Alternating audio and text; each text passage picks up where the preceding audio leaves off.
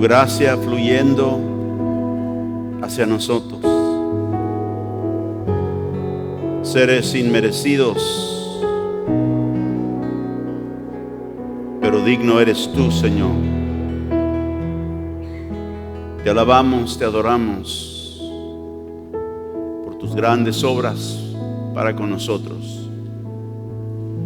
No hay manera, Señor, de expresar.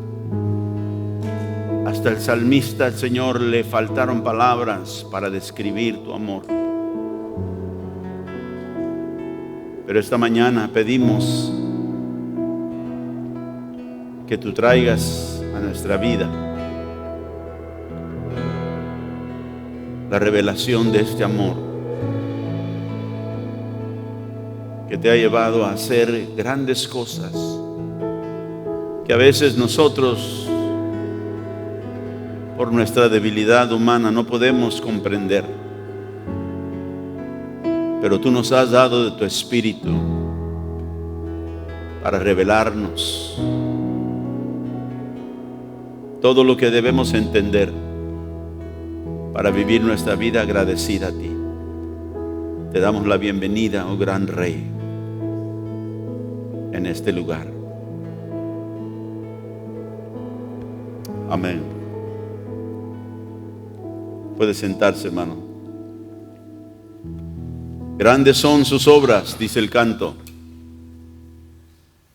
Digno es Él. Dígalo conmigo, digno es Él. Y cuando el salmista dice que el Señor es digno, ¿qué tan digno será? Pongamos a pensar un momentito sobre esa pregunta. ¿Qué tan digno eres, Señor? El salmista habla del amor de Dios manifestado hacia su pueblo. Y nos dice, más alto que los cielos es tu amor y tu misericordia. ¿Qué tan grande será su amor?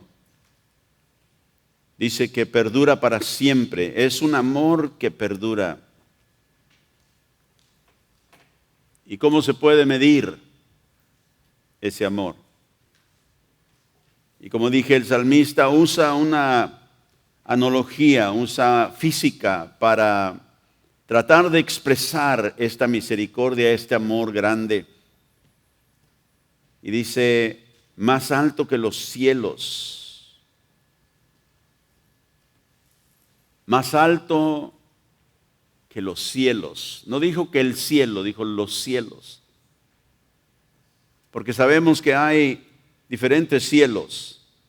Hay el cielo de la atmósfera que nosotros, bajo la cual vivimos. Hay el cielo donde están las estrellas y los planetas. Y Pablo dijo que él fue llevado al tercer cielo y vio cosas que no es lícito que un hombre hable. Y Dios le mostró en ese tercer cielo la revelación que trajo a nosotros.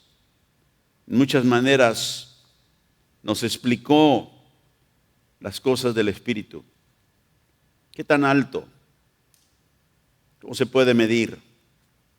¿Sabe que hoy medimos nosotros los cielos en distancias? Estaba viendo y escudriñando que se tomaría 100,000 años. Fíjese, si pudiéramos viajar en una nave a la velocidad de la luz, que son 186,282 millas, pero no por hora, por segundo.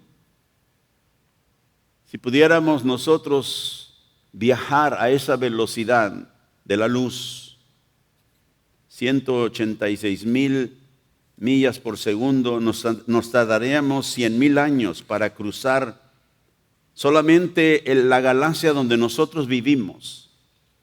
Así que si nos fuéramos en una nave hacia arriba, dicen los científicos, se tardarían 100,000 años viajando a la velocidad de la luz, simplemente para cruzar de un lado a otro la galaxia donde nosotros vivimos, la Vía Láctea. ¿Qué tan grande es el amor de Dios? El salmista intenta medirlo con algo que nosotros quizá podemos entender. Cuán lejos del oriente del occidente, dice el canto y dice la palabra de Dios. Él alejó nuestras rebeliones de nosotros y nos ha perdonado, como dice el canto, por su sangre. ¿Qué tan grande será este amor de este Dios a quien nosotros servimos? En Romanos 3, verso 23, el apóstol Pablo dijo, por cuantos todos pecaron y están ¿qué? Destituidos de la gloria de Dios. El pecado que el hombre cometió en contra de un Dios santo nos botó de la presencia de Dios. Nos alejó de la gloria en la cual el hombre había sido creado y nos trajo un resultado justo, merecido. Y Dios nos informó a través del apóstol Pablo una vez más en Romanos 5:12 que por cuanto el pecado entró al mundo, dijo, por un hombre, y por el pecado la muerte. Y así la muerte pasó a todos los hombres, por cuanto todos pecaron. Y dijo en Romanos 6:23 que la paga de ese pecado era muerte. La muerte que vino no solamente física, sino espiritual, que llevó al apóstol Pablo a escribir en Efesios 2, ustedes estaban muertos, estábamos muertos en nuestros delitos y nuestros pecados. Pero cuán lejos el oriente del occidente, Dios alejó de nosotros nuestras rebeliones y nos perdonó. Y dice, por la sangre de su Hijo. ¿Qué tan lejos separó Dios nuestros pecados? Dijo, del oriente hasta el occidente. ¿Sabe que si nosotros nos vamos hacia el oriente, queriendo ir al occidente, podemos rodear el mundo y llegar a ese lugar? Pero cuando estamos ahí, todavía el occidente queda para allá y el oriente queda para allá. O sea que nunca llegamos al lugar donde decimos, ya hemos llegado. Porque de donde estemos, aún podemos ir al oriente, al occidente. Y así dijo, tan lejos está el oriente del occidente. Dios ha removido nuestras transgresiones. En Romanos 5, el verso 8, el apóstol Pablo una vez más dice, Dios muestra su amor para con nosotros en que siendo aún pecadores, Cristo murió por nosotros. Y dice el verso 9, y mucho más, estando ya justificados en su sangre o por su sangre, por él seremos salvos. ¿De qué? De la ira. Y hemos cantado esta mañana, la sangre del Señor nos libró de la ira justa que nosotros merecíamos.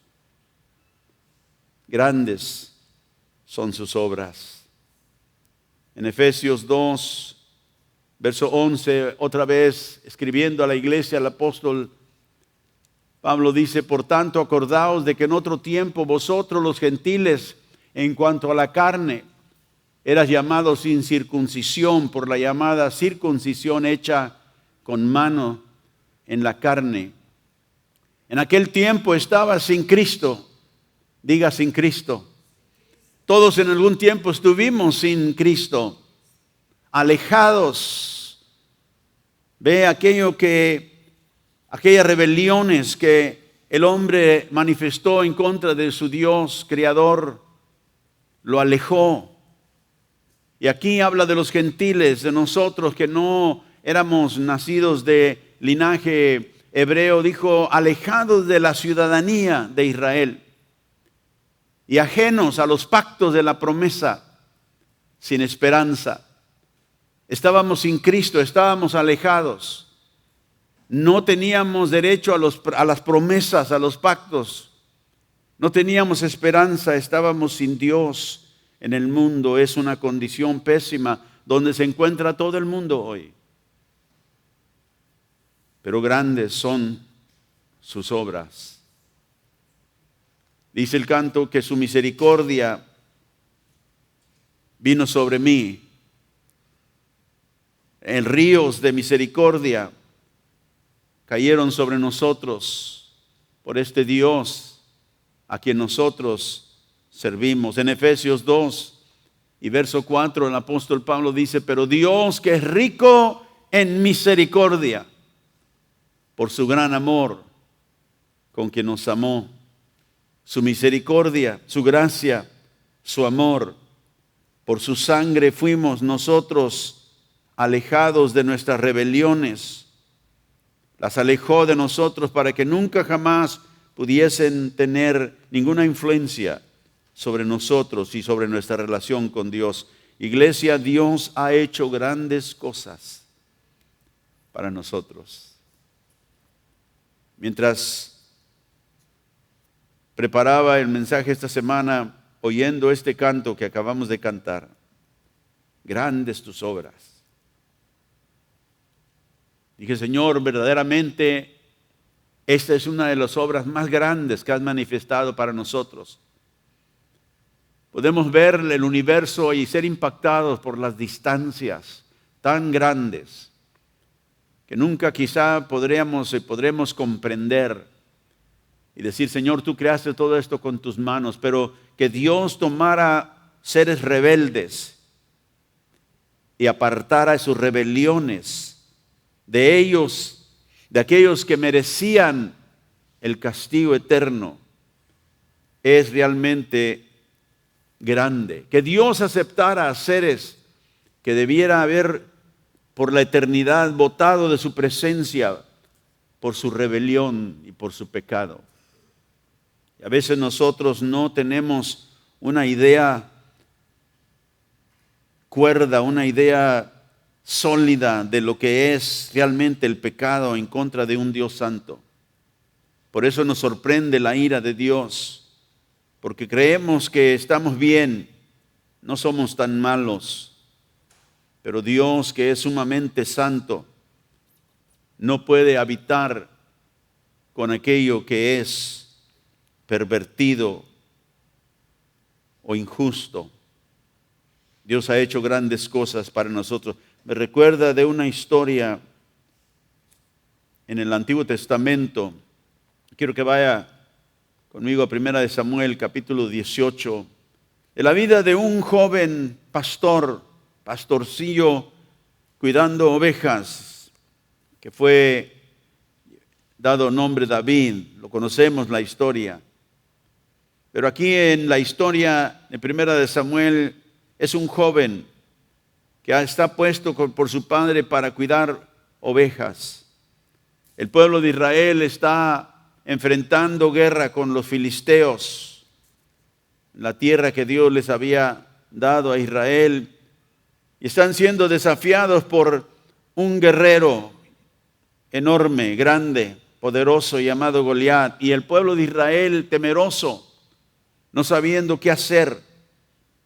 Y David llega porque sus hermanos están en el ejército para llevarles comida de su padre, y llega y ve a Goliat y al pueblo de Israel temeroso. Y David se acerca a sus hermanos y dice, no habrá causa, porque se enoja uno de sus hermanos con él y le dice, ¿eres tú maloso de corazón? ¿Has venido aquí para qué? Y él ve al gigante Goliat que está desafiando al pueblo y dice, no habrá causa. ¿Por qué permiten que este gigante de los filisteos, desafía a los pueblos y al pueblo y al ejército de Jehová. David entonces toma la iniciativa de ir en contra de Goliat, y sabemos la historia. Y toma una piedra en su honda y mata a Goliat, el gran guerrero de los filisteos. Y Saúl toma nota, Saúl el rey cobarde, toma nota y empieza a inquirir, ¿quién es ese joven? Y Abner le dice, voy a indagar. Y aquí en el capítulo 18 de Primera de Samuel, dice que David es traído delante de Saúl el rey. Dice que aconteció que cuando él hubo acabado de hablar con Saúl, el alma de Jonatán quedó ligado con la de David, y la amó Jonatán como a sí mismo. Aquí mientras es presentado a Saúl y le pregunta a Saúl, ¿quién eres tú? Y dijo, soy hijo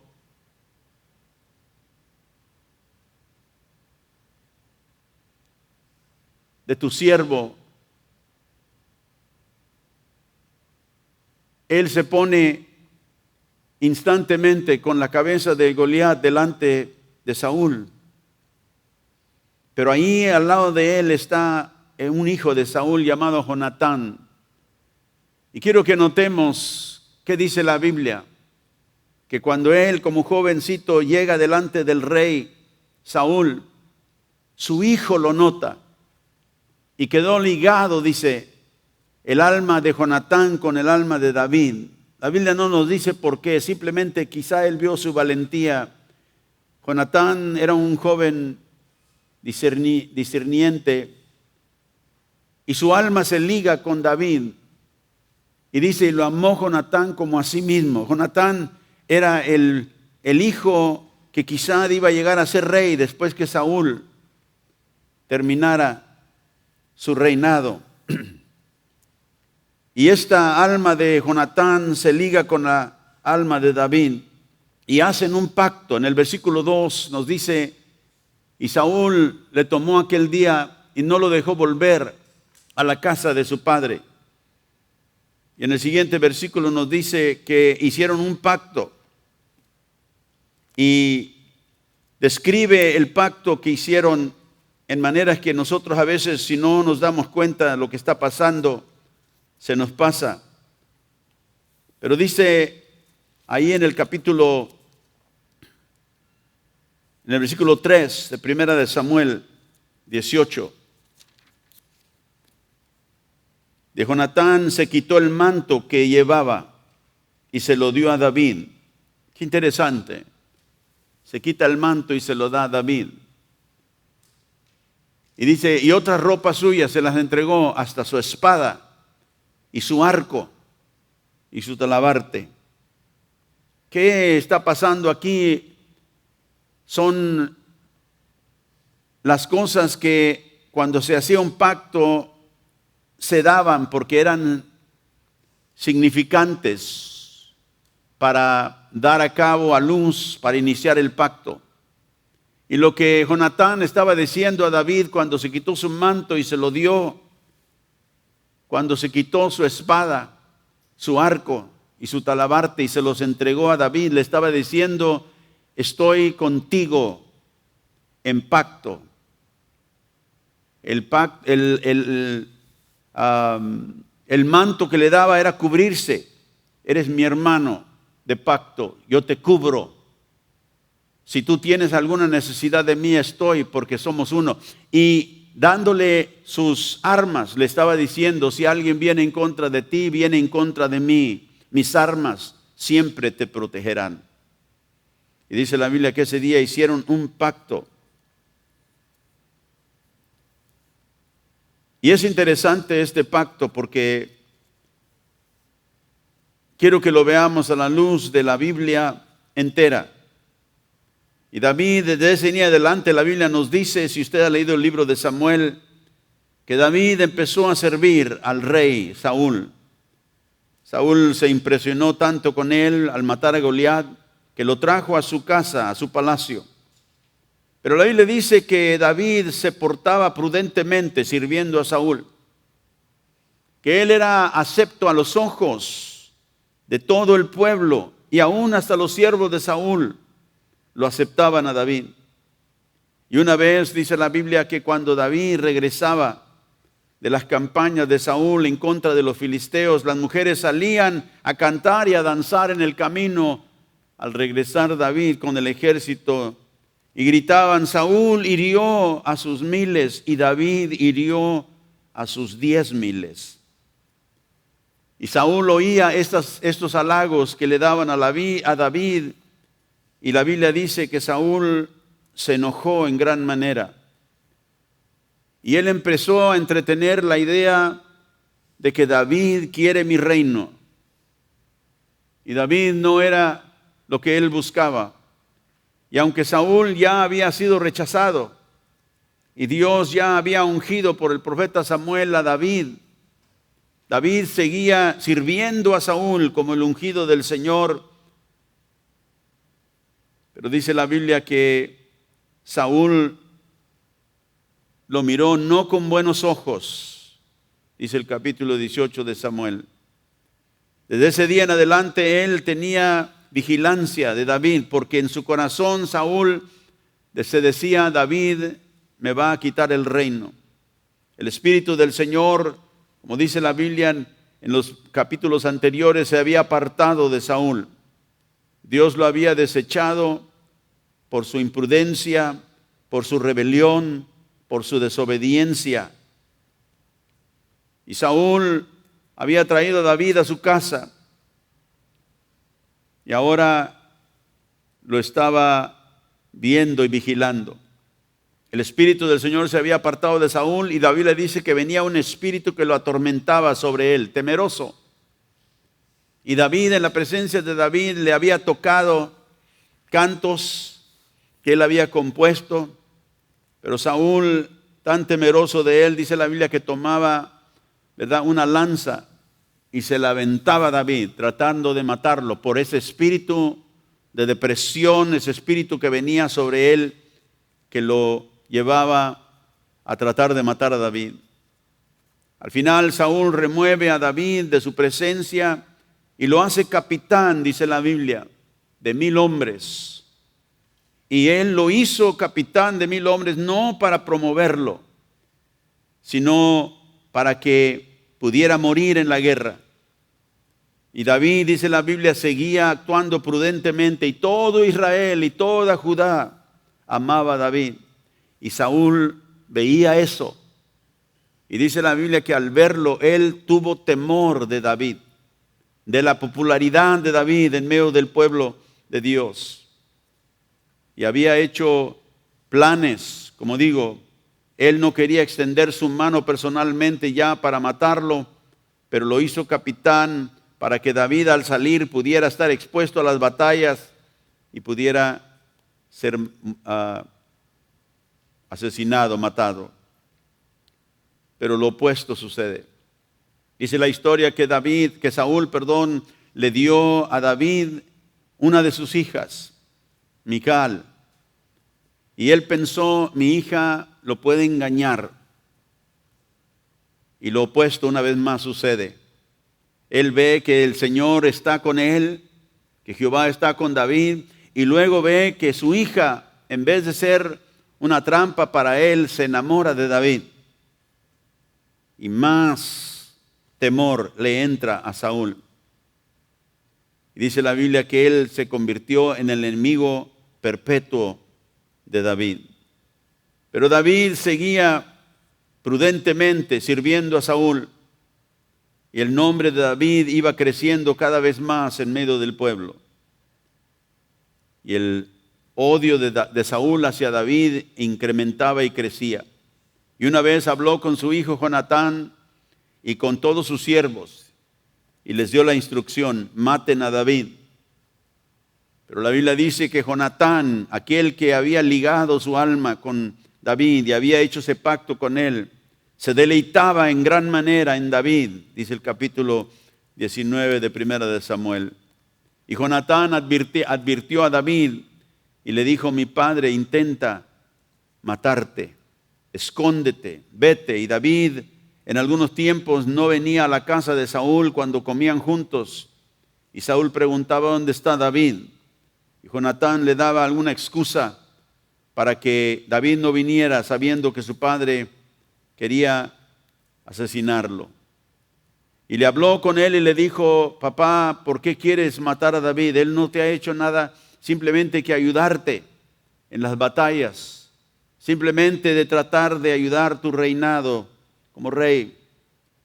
Y Saúl accede y dice: como Jehová vive, David no será matado. Y Jonatán regresa a David, aquel alma a quien estaba ligada, y lo trae una vez más a la presencia de Saúl, para que él esté en la presencia del rey. Y David una vez más toca música para él.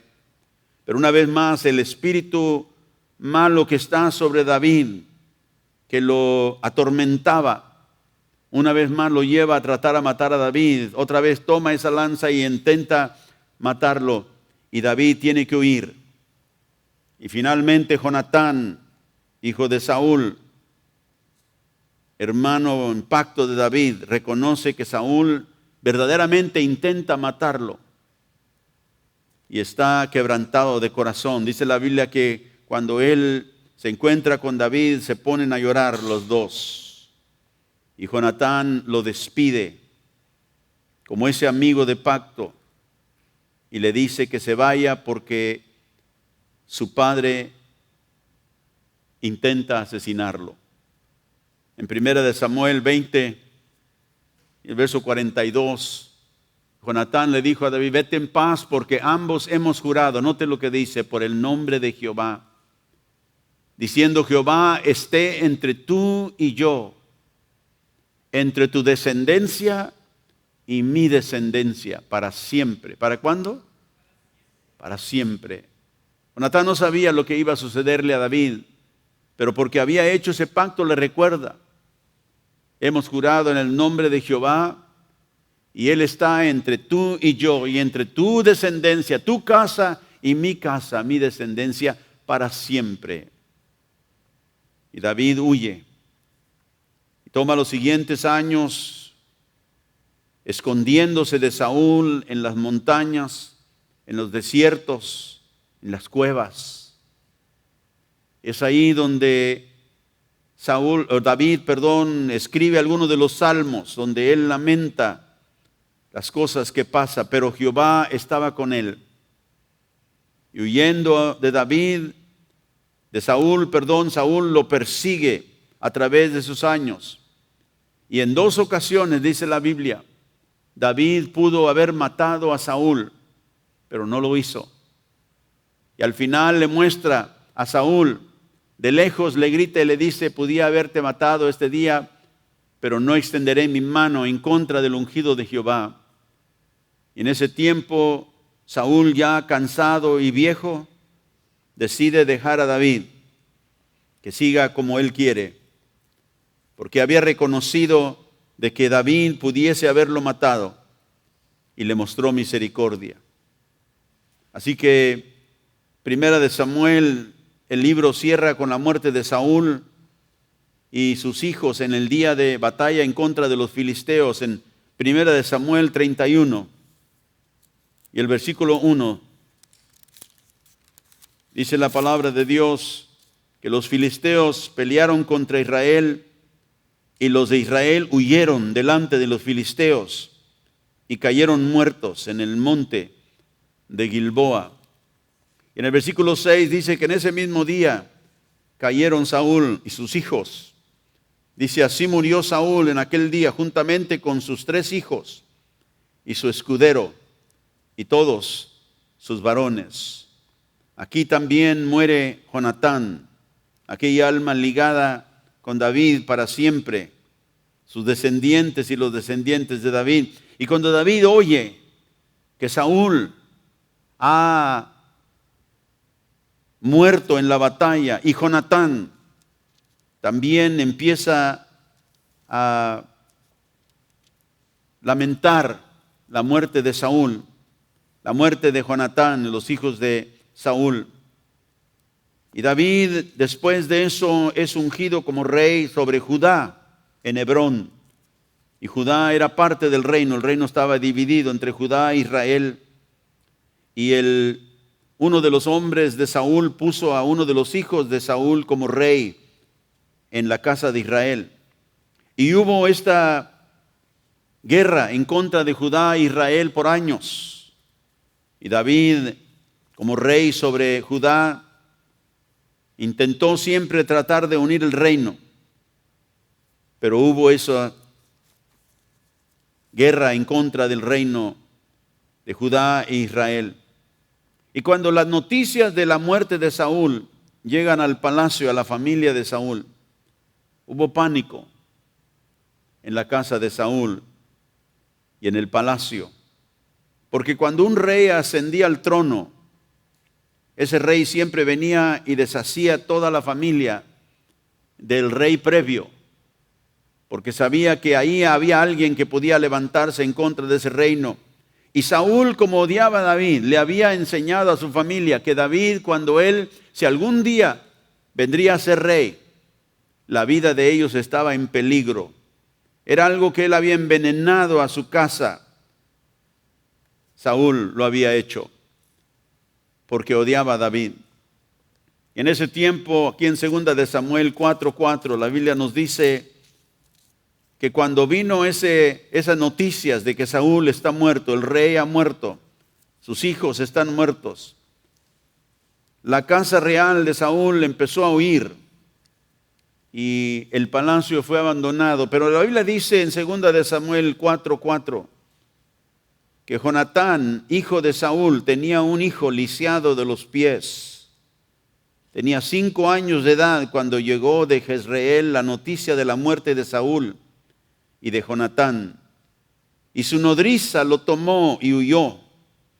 Y mientras iba huyendo apresuradamente, se le cayó el niño y se quedó cojo. Y su nombre era Mefiboset. Toda la familia de Saúl huye del palacio. Y este niño de 5 años, hijo de Jonatán, que ahora ya había muerto también, la nodriza, se le cae el niño y el niño queda inválido en sus pies. La guerra entre Judá e Israel al fin termina. Y David es hecho rey sobre todas las tribus. En el capítulo 5 de 2 de Samuel, el verso 3, dice: vinieron pues todos los ancianos de Israel al rey en Hebrón, y el rey David hizo pacto con ellos en Hebrón delante de Jehová, y ungieron a David por rey sobre Israel. Y era David de 30 años cuando comenzó a reinar, y reinó 40 años. La Biblia sigue diciendo que David peleó contra los enemigos del pueblo de Dios y derrotó a todos sus enemigos.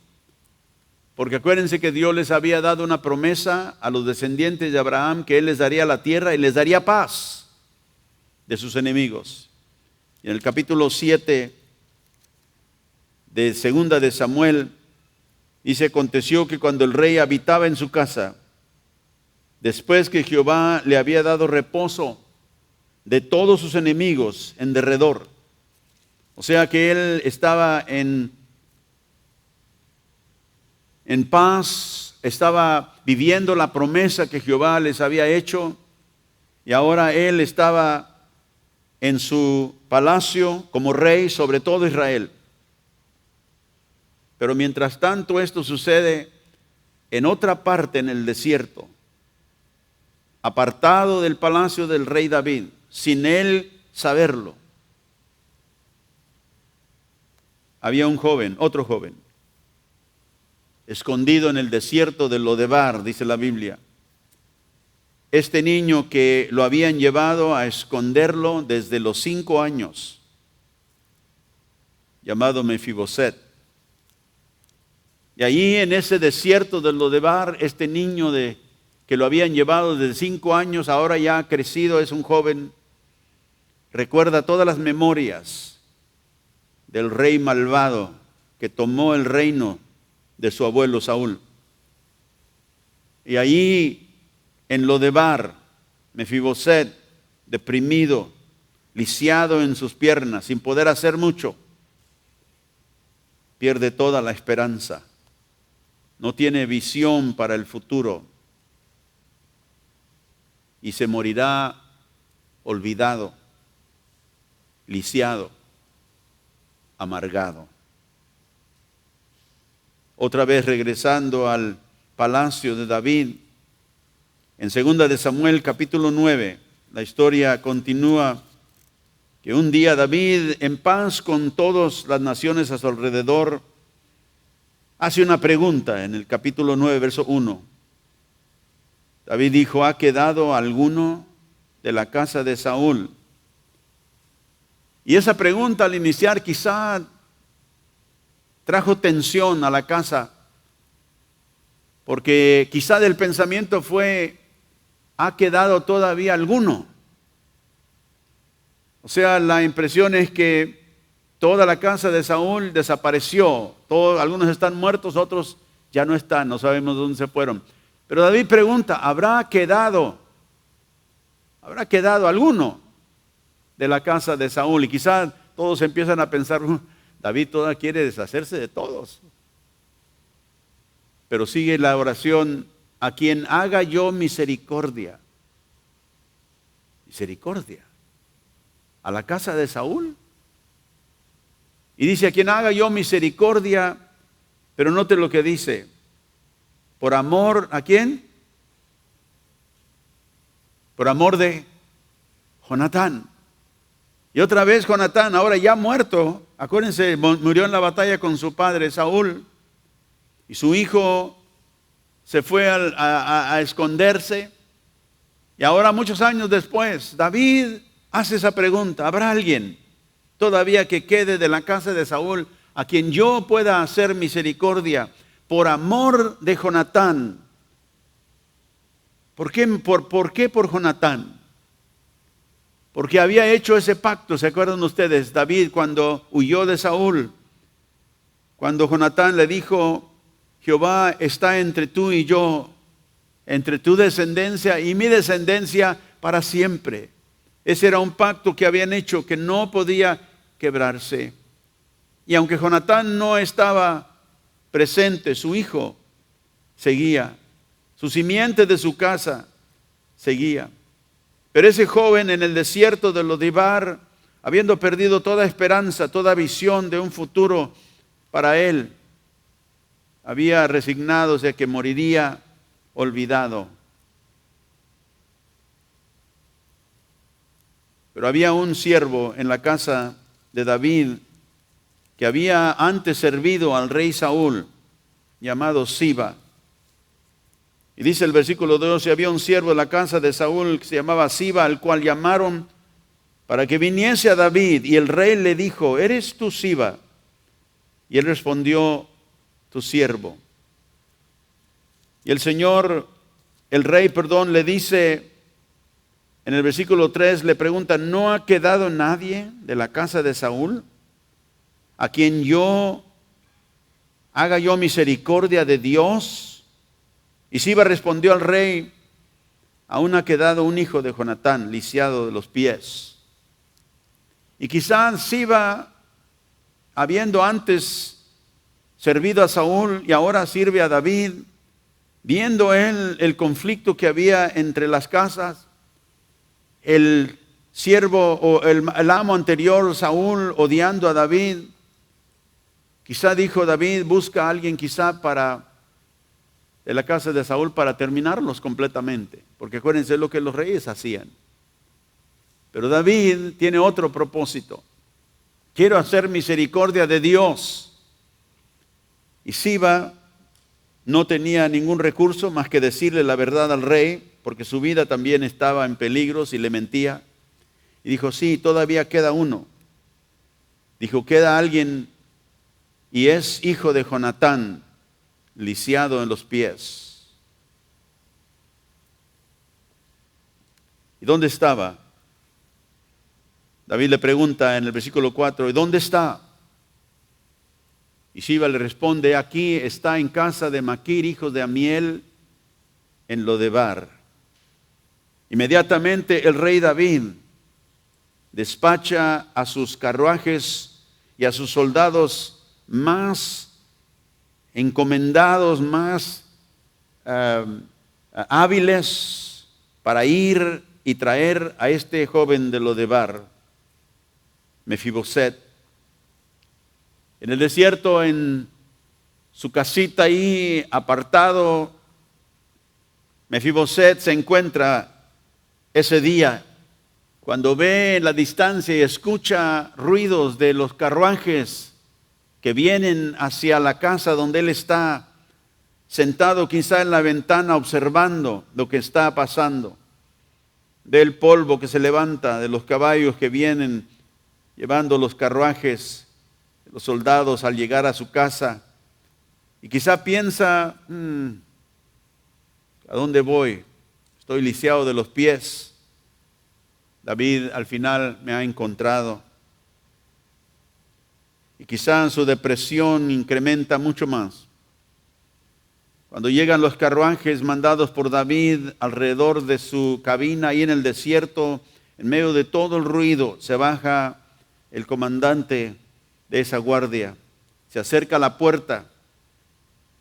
No hay ningún lugar donde esconderse. Quizá piensa Mefiboset, no hay lugar para donde irme. Aquí se terminó todo. Y entra el comandante de la guardia de David, no hace introducciones, no da disculpas. Simplemente dice, Mefiboset, tú tienes que aparecer delante del rey. El rey demanda que tú seas llevado a su palacio. Lo toman a él, lo levantan porque está lisiado, no puede caminar, lo ponen en el carruaje y lo llevan y lo transportan a David para aparecer delante del rey que él sabe que le robó el reino a su abuelo Saúl. Todas las historias que le han sido dadas a través de los años de David dicen que es un rey malo. Lo llevan al palacio y quizás esas son las cosas que pasen por su mente porque serían las que pasarían por mi mente. Las historias de las advertencias en contra de David por su abuelo Saúl, que habían sido dadas a la familia, como digo, de odio, de temor, de dudas de David y las intenciones que él tenía. En 2 de Samuel 9:6, cuando él llega al palacio, dice que Mefiboset vino, hijo de Jonatán, hijo de Saúl, a David, se postró sobre su rostro y hizo reverencia. Y dijo David, Mefiboset, y él respondió, he aquí tu siervo. Y ahí está él postrado sobre su rostro, dice la Biblia. Quizá temeroso, temblando, porque ciertamente va a oír al rey David decir, aquí está el último de la casa de Saúl, mátenmelo. Pero en vez de oír esas palabras, verso 7 dice que David le dijo, no tengas temor, porque yo, dijo, a la verdad, haré contigo misericordia por amor de Jonatán, tu padre. Y te devolveré todas las tierras de Saúl, tu padre. Y tú, Mefiboset, comerás siempre a mi mesa. Y quizá en ese momento Mefiboset está temblando, pero por otra razón. Y dice, ¿qué? Misericordia. Restauración de las tierras de mi abuelo Saúl. Comer a la mesa del rey.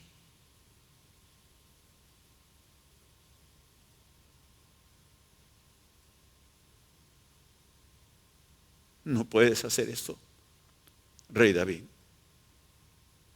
Tú no entiendes. Tú no sabes lo que yo he dicho a otros de ti. La amargura que ha habitado en mi corazón en contra de ti.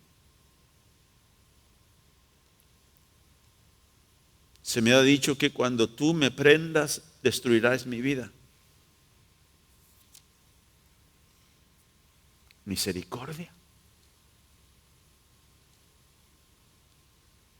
Bendición.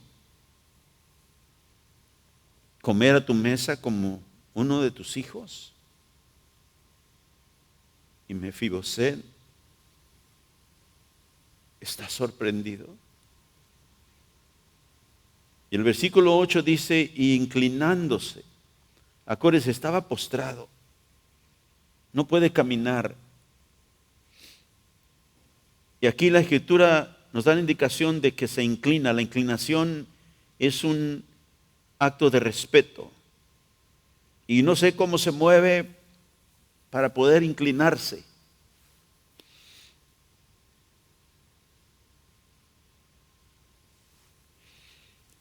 Y dijo, ¿quién es tu siervo para que mires a un perro muerto como yo? Para que un hebreo dijera que era un perro, era lo peor. ¿Quién soy? Para que me mires, Señor, a un perro muerto como yo. Y hermano, esta es una historia real, histórica. Realmente sucedió, pero aquí captamos una metáfora en estos personajes. En esta historia, David aparece como Dios, el Padre, delante del cual nosotros hemos sido convocados a aparecer, a comparecer delante de un Rey Santo. En esta historia, Jonatán es aquel que nació en la casa de Saúl y era hijo de Saúl, pero era diferente a Saúl.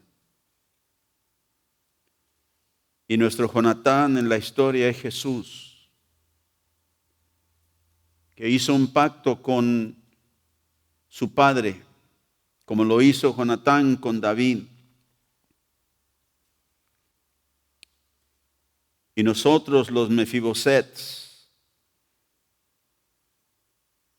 como él benefició de un pacto que se hizo antes de que él naciera. Y el pecado nos ha incapacitado. Y el pecado nos envió al desierto a escondernos de un Dios que muchas veces se nos mintió y se nos dijo, si algún día Dios te llama y te entregas a Él, tu vida se va a acabar. Y vivimos nosotros con ideas de Dios equivocadas, rebeldes en el desierto, culpándolo a Él de todo, toda nuestra miseria. Y en nuestro Lodebar, el desierto del pecado, un día el rey envió sus carruajes.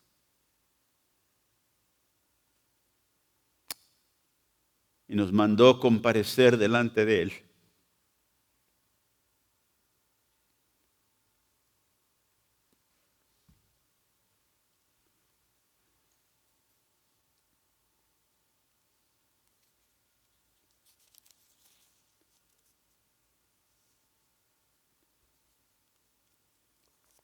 Y esperando que Dios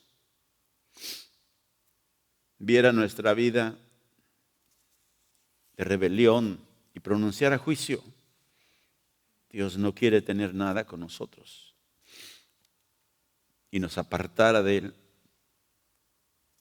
En vez oímos quiero mostrarte misericordia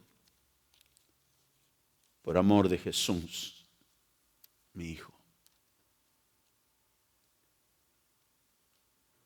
Y quiero restaurarte todo lo que a Él le pertenece. Y comerás a mi mesa. Y como Mefiboset, cuando entendimos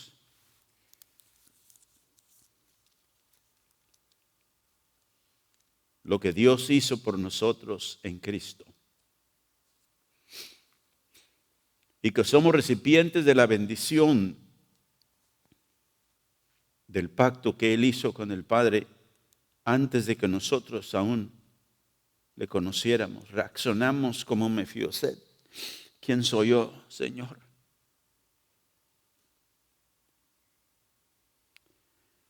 Dice el verso 9, de segunda de Samuel.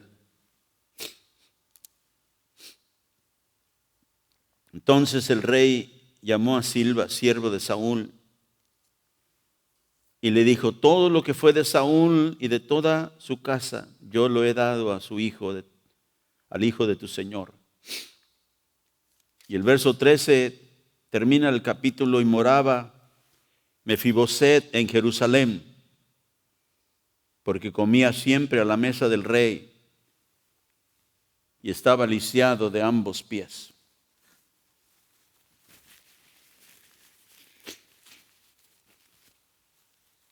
Grandes cosas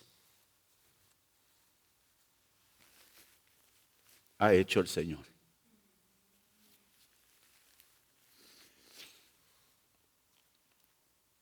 Tan lejos el este del oeste. Él ha apartado nuestras rebeliones de nosotros.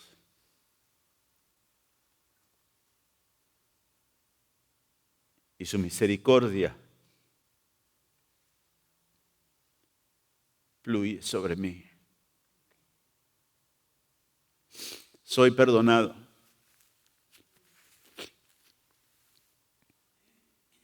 Se me ha permitido venir y comer a la mesa del rey. Y todo lo que le pertenece al Redentor es mi herencia. No porque lo merezco, sino porque un día mi Jonatán Jesús hizo ese pacto con David. Y ahora puedo beneficiar. Él ha separado y alejado mi pecado de mí. Toda mi maldad, todos mis malos pensamientos de Dios, todo mi enojo, porque no era verdad. Dios siempre se interesaba por mí, porque me escogió antes de la fundación del mundo. Y ahora podemos levantar nuestras manos y decir: gracias, Señor. Grande es tu obra para conmigo. Y te invito a ponerte de pie y levanta tus manos. Y si estás agradecido con Él, dile: gracias, Señor, que un día me llamaste delante de tu presencia. Por el Evangelio me trajiste a reconocer que era un pecador y mis rebeliones me habían apartado de ti. Pero gracias por Jesús, que tú enviaste, Señor, para que en Él toda mi rebelión, todo mi pecado fuera quitado, fuera pagado. Y dile ahí donde estás: te agradezco, Jesús, por todas tus misericordias sobre mí. Grandes tus obras, Señor, para con nosotros. Grande es tu amor, que has mostrado tu misericordia por amor a Jesús, como lo hizo David con Mefiboset por amor a Jonatán. Y te agradecemos, Señor, que has removido nuestras rebeliones, que ya no cuentan delante de ti.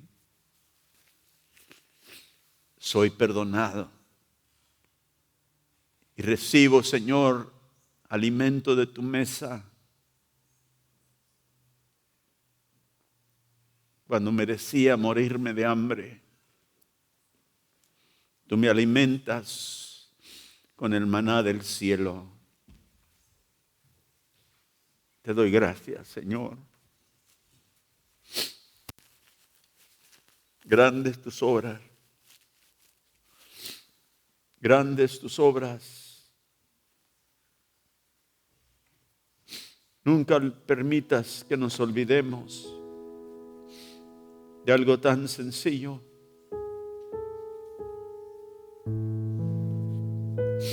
Pero que te costó el precio más costoso. La vida de tu Hijo Santo. El justo por los injustos, para traernos a Dios.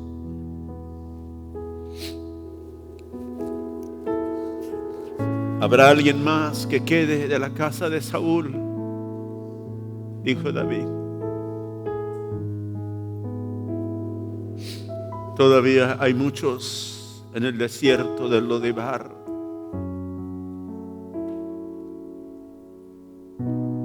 Pero si estás cansado de tu pecado, de tus falsas ideas de Dios, el Rey te llama esta mañana. Ven a Él, comparece delante de Él, inclínate delante de Él en humildad y pídele: no merezco, Señor, nada de tu mano, pero gracias porque tú me ofreces en Cristo la bendición del cielo. Grandes son tus obras. Grandes tu misericordia, Señor. Dile dónde estás: Señor, te agradezco. Te agradezco, Señor. Cante ese canto una vez más. Grandes tus obras. Grandes son tus obras. Grandes son sus obras. Cordero inmolado con brazos abiertos, digno es ser.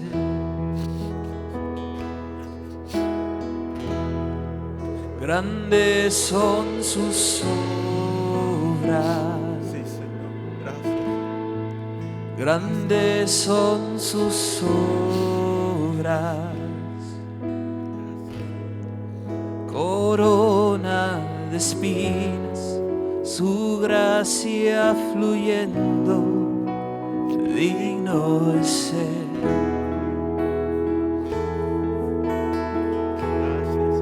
Más altos los cielos que en la tierra, su amor es eterno y grande ves, su misericordia fluye sobre mí. Desde el occidente al oriente, todos mis pecados Él borró. Solo solo por su sangre me perdonó.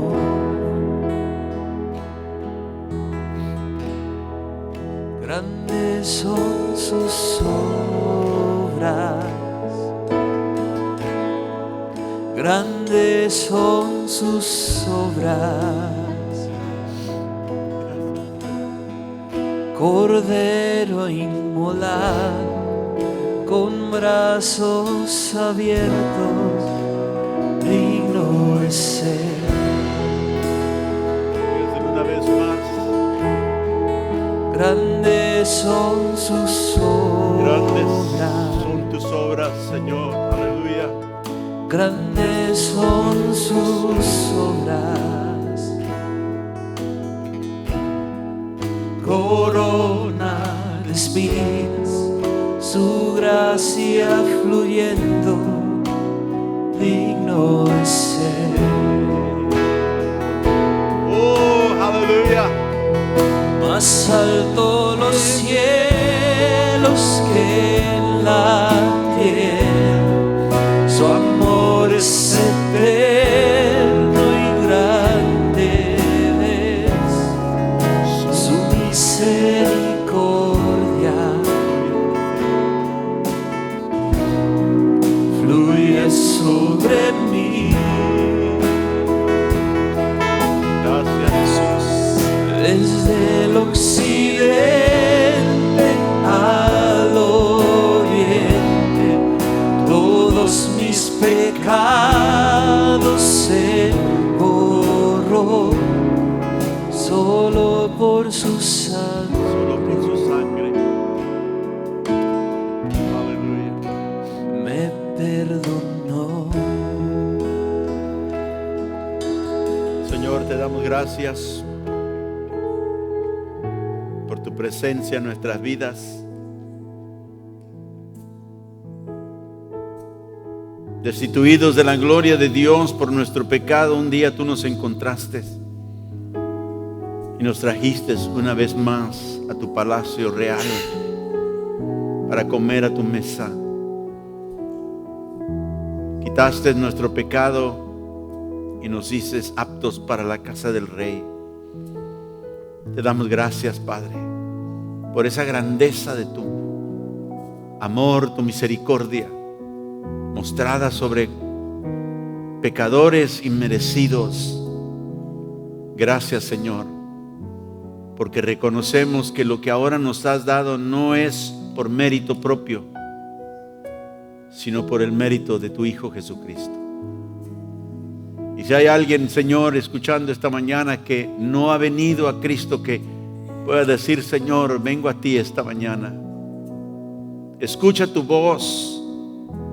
Abre su corazón, Señor, y que puedan venir y humillarse delante de ti y recibir esta salvación gloriosa que solo tú puedes dar.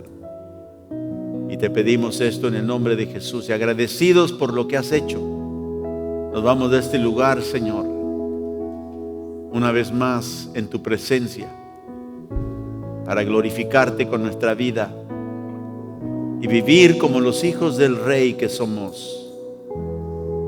Te damos gracias, Señor. Ve con nosotros de este lugar. Glorifícate en la vida de tu pueblo. Te lo pido en el nombre de Jesús.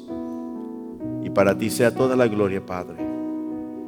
Amén y amén.